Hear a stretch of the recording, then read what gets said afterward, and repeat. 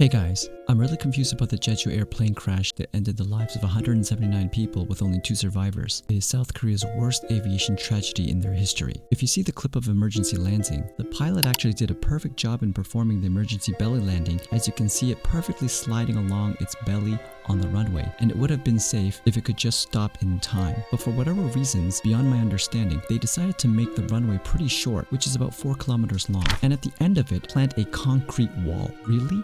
A concrete wall? What is that supposed to do, other than to create more destruction? The plane should have come equipped with emergency parachutes to add drag and help it to slow down quickly. They have these on drag race cars, as you can see here. Because they travel at such high speeds, it helps to slow it down faster and safely. Why wouldn't planes come with such safety measures in cases where their landing gear malfunctions and emergency belly landing is needed? Add parachutes, please. The other thing that they should have done is create an emergency runway that is longer than just 2 or 4 kilometers, but should be 10 to 15 kilometers to give enough runway space to let the plane decelerate and come to a safe stop. It makes no sense for airports to not have emergency super long runways for these situations. Also add some sandbanks to slow down the plane safely, as they do for trucks that have lost their brakes and need an emergency ramp to stop.